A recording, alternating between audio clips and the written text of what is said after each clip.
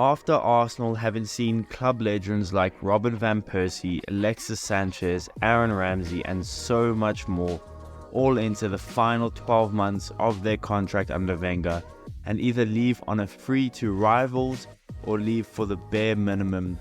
From around 2012 all the way through to pretty much the appointment of Mikel Arteta, Arsenal were known to be horrendous, slow and stubborn with negotiating, and overall ungenerous when it comes to contract talks with players.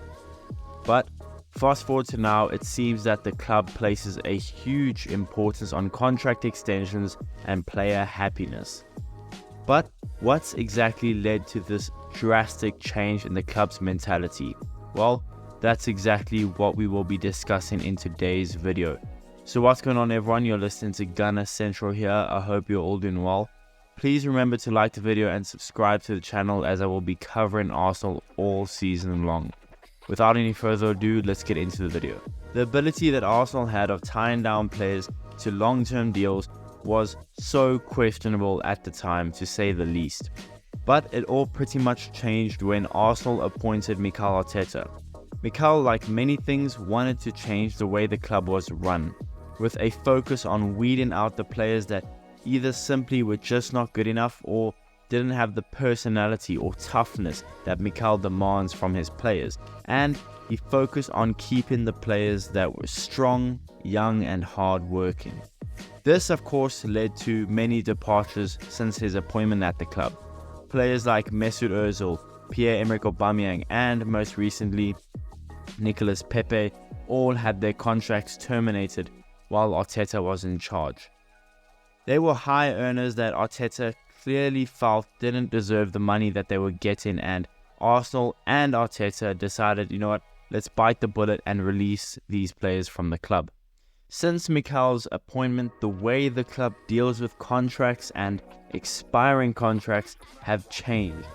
Long gone are the days where Arsenal would only start worrying about extensions when the player had 12 to 18 months left, and then take 6 months to negotiate, and at that point the player had all the power, which would cause Arsenal to either drastically overpay the player or run the risk of said player leaving for free.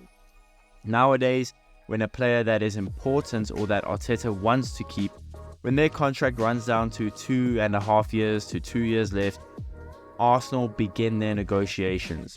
Arsenal also seem way more assertive and efficient in negotiations, placing much less emphasis on the amount of money, and honestly it's so comforting knowing that this is Arsenal's strategy. I remember back in the Wenger days, seeing a post on Instagram about how 8 of our player contracts were expiring at the end of that season, and I think it was like January at the time. Arsenal are a big club and this is how they should treat contracts and contract extensions. In just the last 6 months, Arsenal extended Bukayo Saka, Ramsdale, Reiss Nelson, most recently our captain Martin Odegaard, and we seem to be on the verge of extending one of my favorite players in the team, in Ben White. Now at this current moment in time, Ben White's contract is set to end in 2026, which would make it to 2 to 2.5 years left, and we are about to extend him even further. Again, it's so refreshing to see. Now obviously this contract method doesn't always work to our benefit. Think about when we signed Willian to a 3-year deal, and yes, I know that's not a contract extension, but it's still a contract given out and we're not really caring about the money.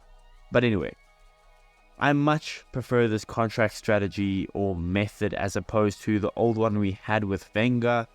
We extend the player's contract well before it nears expiration, which allows the club to plan our payroll, keep the player happy, and if they struggle to extend the player's contract after, let's say, the first round of talks, we won't be in such a bad position and in a hurry to extend, which would leave us either overpaying or letting the player leave for free, losing millions of pounds in the process.